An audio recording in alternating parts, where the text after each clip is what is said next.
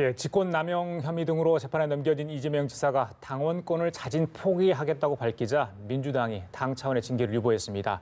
이런 가운데 드루킹 사건으로 재판을 받고 있는 김경수 경남지사도 모든 당직을 내려놓겠다는 뜻을 밝혔습니다. 네, 한국당의 인적 청산 명단이 이르면 이번 주말 발표되는데요. 친박계 지지로 선출된 나경원 신임 원내대표의 반응이 주목됩니다. 관련 내용 김관우 계명대 교수, 박정하 전 청와대 대변인과 짚어보겠습니다. 네, 안녕하십니까? 안녕하세요. 안녕하세요. 예. 이재명 경기지사 어제 글쎄요, 운명의 날이었다고 해야 될까요? 당에서 징계를 하지 않기로 물론 SNS 통해 백의종변하겠다 먼저 뜻을 밝혔기 때문에 그런지 모르겠습니다.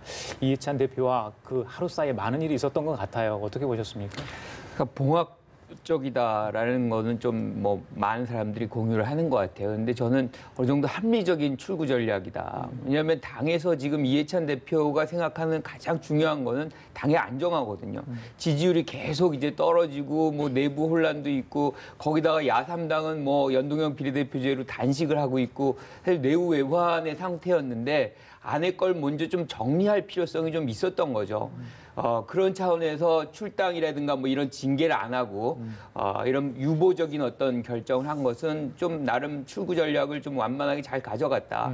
그러니까 이재명 지사 입장에서도 가장 나쁜 케이스는 출당 당하는 거잖아요. 그렇죠. 그런데 이제 그런 것을 모면했다는 것은 서로가 어느 정도의 타협점을 만들었는데 그 명분은 이재명 지사가 준 것 같아요. 그러니까 SNS에 제일 먼저 백의종군한다. 그리고 가장 사실 당이 원하는 단합이라는 키워드를 제시를 했잖아요. 이제 이런 것이 서로 간의 어떤 이해관계를 맞춰지면서 이런 결과가 나온 것 같은데 봉합적인 성격은 분명히 있어요. 왜냐하면 이제 재판 결과에 따라서 어떤 이제 재판 결과에 따라서 또 지지자들은 또 다른 반응을 할 것이기 때문에 예. 하지만 시간은 좀 벌었다는 측면에서는 조금 민주당 상황에서는 좀 나은 거 아닌가. 예. 진정의 어떤 국면으로 들어갔다. 이렇게 평가합니다.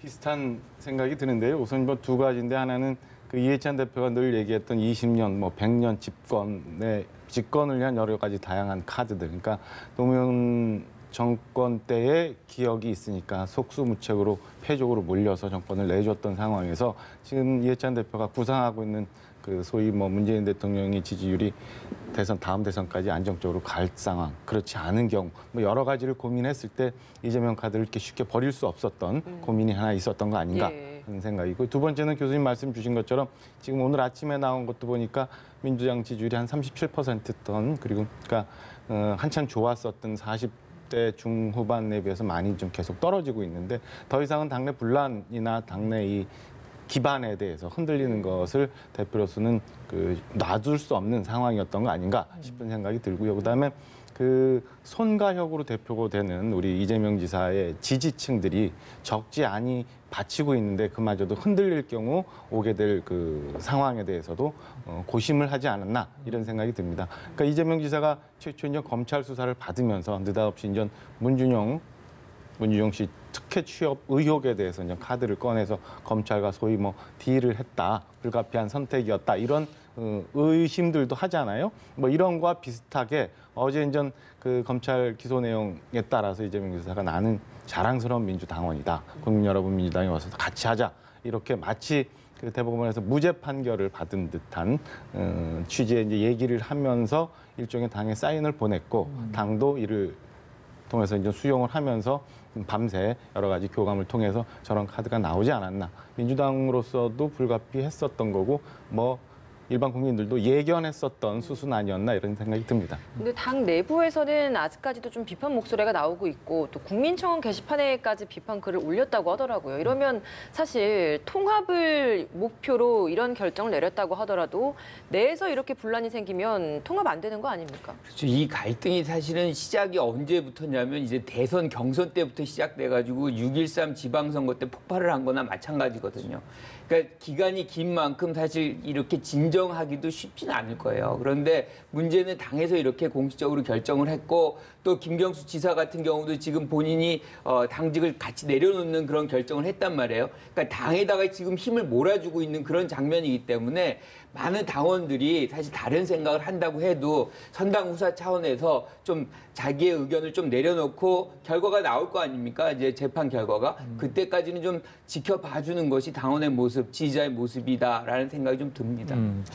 대변인, 일단 이재명 지사 입장으로 보면 한 고비를 넘겼다 이렇게 볼 수도 있겠는데 본인이 어떤 대권 주자로서 역할을 계속 하고 싶다고 했을 때 이번 위기를 어떻게 타개갈지 이번에 당의 결정이 자기한테 도움이 될지 많은 해석을 했을 것 같아요. 어떻게 보십니까? 이재명 지사가 그 선명한 투쟁성 이런 거 갖고 커온 정치인이잖아요. 그러니까 지금 상황도 그 나름 검찰 수사 단계에서는 굉장히 여러 가지 묘수를 쓰면서 헤쳐나왔다고 보여집니다. 그러나 그 사실상 민주당의 틀이라는 것을 벗어나서 본인이 대권에 도전한다는 게 굉장히 쉽지 않은 상황이기 때문에 그런 면을 고려하지 않을 수밖에 없었던 거 아닌가 싶어요. 그러니까 당도 그 분란의 씨라는 거를 계속 안고 가고 있지만 이재명 지사를 명료하게 정리하는 경우와 그렇지 않고 지금처럼 어정쩡하게 가져가는 경우의 득실을 계산을 했을 텐데 아마 이렇게 봉합하고 가는 게 민주당도 낫고 그다음에 이재명 지사도 낫다라고 판단을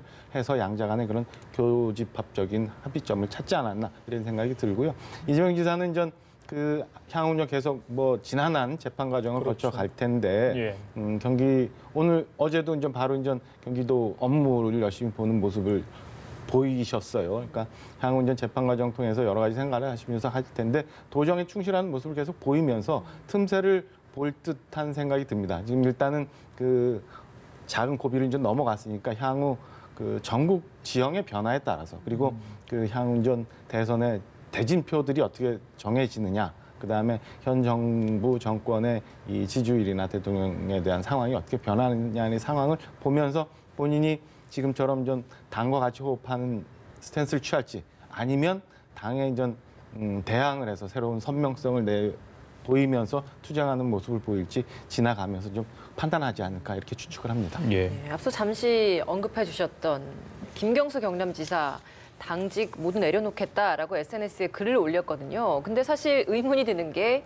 김경수 경남지사 같은 경우에는 논란이 있었던 게 꽤나 오래전이었고 이미 1심 판결도 나온 상황이거든요. 근데 왜 이제 와서 이런 결정을 내렸을까라는 생각이 듭니다. 그러니까 이게 결국에는 이재명 지사 건에서 불거져 나온 거죠. 그러니까 출당이니 이런 얘기가 계속 나오고 이재명 지사가 지금 당원권 스스로 이제 중지시켜 놓은 거 아닙니까? 대의원이라든가 당무위원이라든가 등등의 여러 가지 보직들이 있었는데 그걸 내려놨는데 나도 똑같이 재판을 받고 있고 기소당했는데 나만 계속해서 그 당직을 유지한다 그러면 예외로 취급받는 것이고 그게 형평성 논란을 계속 확대 재생산할 가능성이 매우 높거든요. 당에도 부담을 주는 것이고 본인에게도 정치적인 부담이 올 텐데 그렇게 중요한 직책도 아니거든요. 그래서 그걸 내려놓고 실질적으로 예외 없는 어떤 그런 상황을 만들어 놓으면 이해찬 대표도 사실은 이걸 얘기하기가 굉장히 쉬워지는 거죠.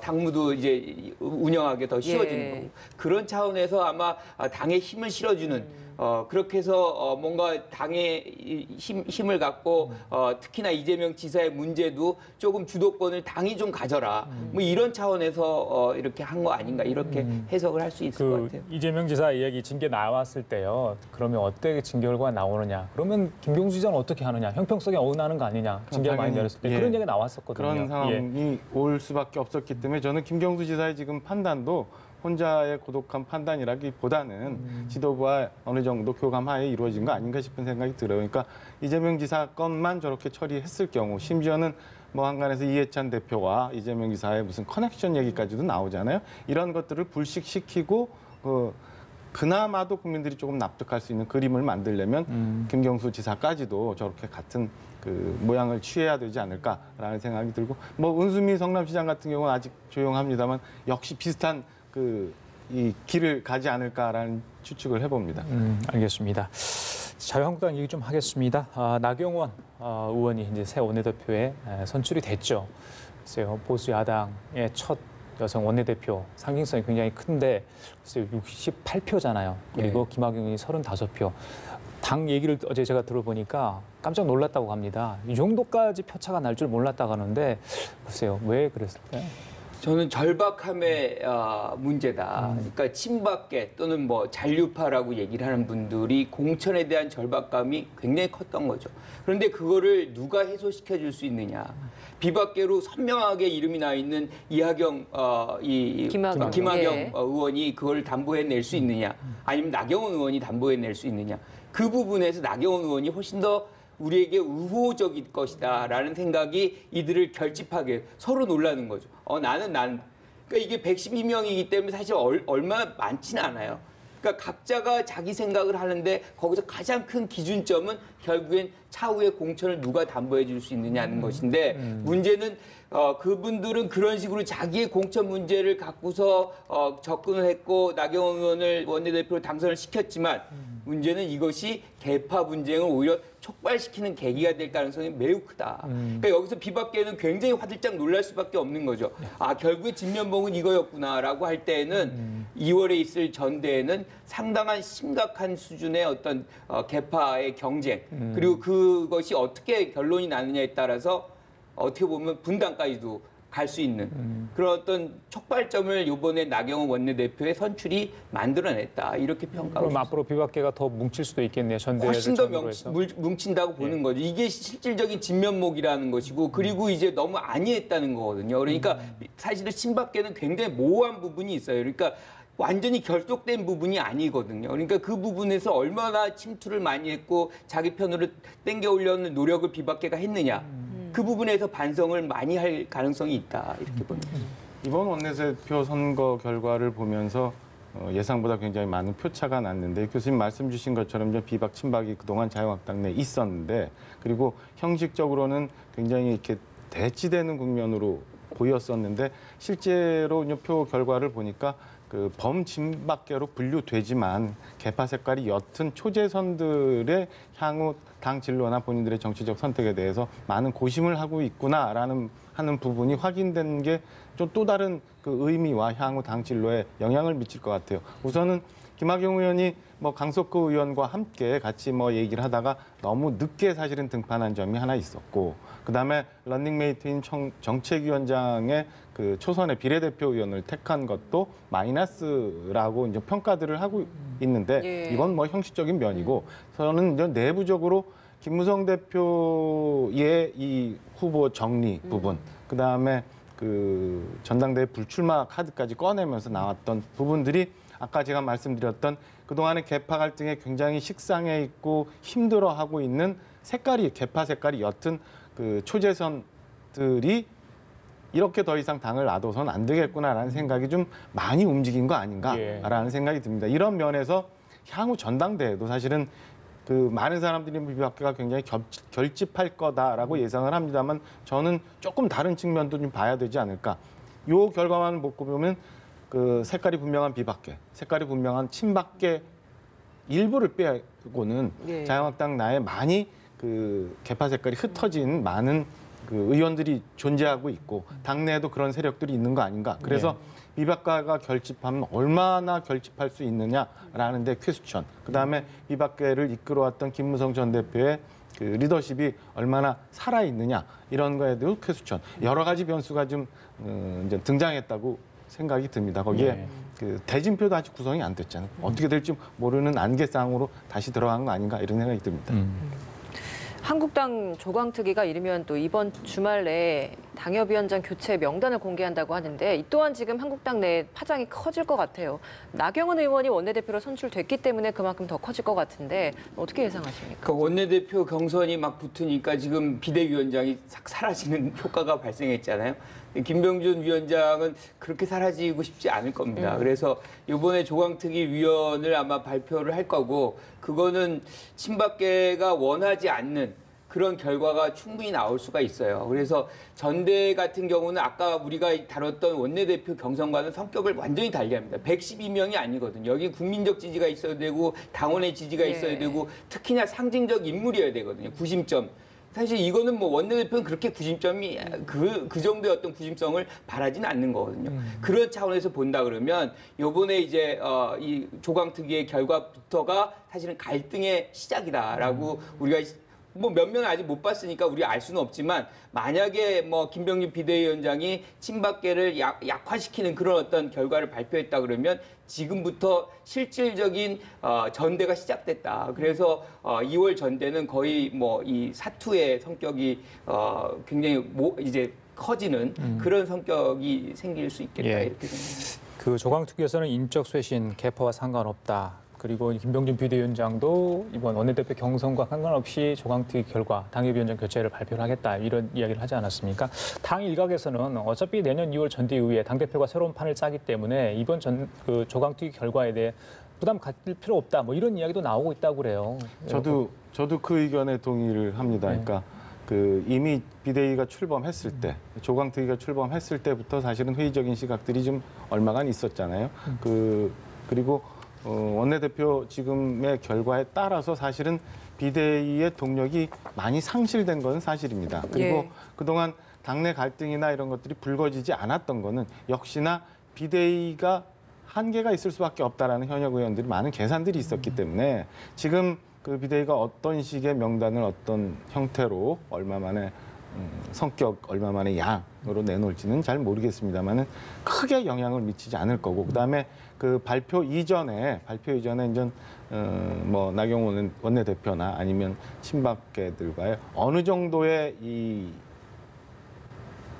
접점을 찾으려는 그 노력들이 좀 있지 않을까. 그러니까 마냥 그 비대위에서 과거 얘기했던 것처럼 그 과감한 인적 쇄신 이런 것들이 수습할 수 없는 상황으로까지 당에 갈 수 있기 때문에 요 며칠 사이에 저는 많은 내부적으로 보이지 않는 곳에서의 타협과 협상들이 진행되고 결국에는 뭐 소문난 잔치에 먹을 거 없는 식의 결과가 나오지 않을까. 그리고 진짜 싸움은 이제 내년 2월 전당대 이후, 그러니까 공천을 앞둔 내년 여름 가을 가야 뭔가의 이제 그림들이 보여지지 않을까 이런 생각을 합니다. 저는 조금 생각을 좀 달리하는 게 이제 예컨대 김명준 비대위원장이 들어와서 사실상 뭐 한계 본인은 많다고 생각할 수도 있겠지만 국민들이 이렇게 피부로 느낄 만큼의 쇄신 작업이 없었어요.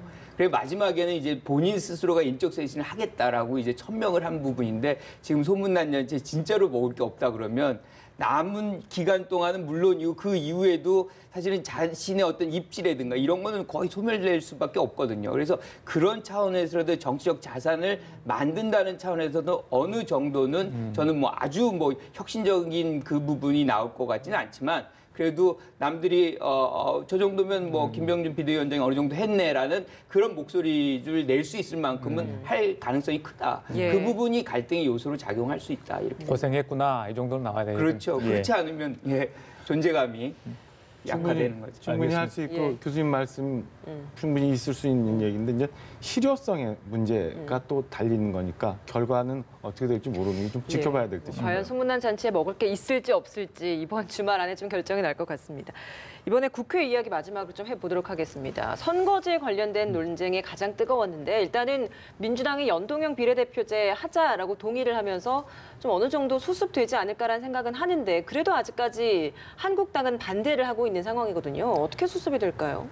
수습 되겠습니까? 저는 이제 일단 정개특위 활동 시한이 연말까지고요. 민주당에서는 이제 당론으로 뭐 1개월 연장하자 뭐 이런 얘기를 하고는 있습니다만은 사실은 민주당이 이 건에 있어서는 그 상황이 지금 처해 있는 국회 운영상 불가피하게 연동형 비례제 소홍대는 받고 싶지 않지만 그 자유한국당을 제외한 나머지 야3당의 협조가 필요해서 이렇게 얘기를 한 것 아닌가 싶은 생각이 들고요. 그리고 그 자유한국당은 끝내 연동형 비례대표 안 받을 거예요. 그러면은 더불어민주당은 마치 연동형 비례대표제에 뜻이 있는 것처럼 하면서 자유한국당만 코너로 몰고 자유한국당의 반대 때문에 되지 않았다라는 그 계산을 가지고 이런 그 카드를 꺼내지 않았나 이런 생각이 들어서 예. 다소 민주당이 좀 비겁한 수를 둔 거 아니냐 이런 생각이 들고요. 어제 보니까 정개특위 내부에서도 이미 그 의원들 간의 갈등 상상이 좀 보이고 있는 것 같더라고요. 그래서 원만히 이게 좀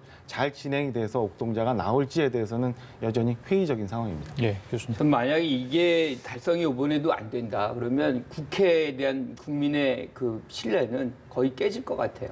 그러니까 이 정도도 못한다는 거는 우리가 대표성이라든가 비례성 이게 얼마나 취약한지는 모두 다 알고 있는 거거든요. 국회의원 한 명 한 명 얘기하면 사실 이거에 다 동일해요. 그리고서는 지금 자당에 조금이라도 손해가는 건 못 받겠다 그러는데 저는 민주당이 좀 전향적으로 바뀐 게 진정이라고 믿고 싶고요. 그런 방향으로 나가야 된다고 보고 나경원 원내대표가 이 부분에서 개헌과 선거법 개정을 연동시킨 건 큰 잘못이다. 뭔가 할 수 있는 개혁부터 먼저 되는 것이 국회가 지금 신뢰를 다시 얻어가는 첫걸음이라고 생각하고요. 지금 이 상황에서 연동형 비례대표를 뭐 구체적으로 100% 다 받는다고 안 해도 사실은 여러 가지 조치 이게 제도의 문제이기 때문에 서로의 손해를 조금 더 줄여나갈 수 있는 그런 타협점은 충분히 만들 수 있거든요. 그런 지혜를 좀 모아주는 것이 국민들이 지금 국회에게 바라는 길이다 이렇게 생각합니다. 예, 알겠습니다. 지금까지 김관옥 개명대 교수, 박정화 전 청와대 대변인 두 분과 함께 얘기 나눠봤습니다. 말씀 감사합니다. 고맙습니다. 고맙습니다.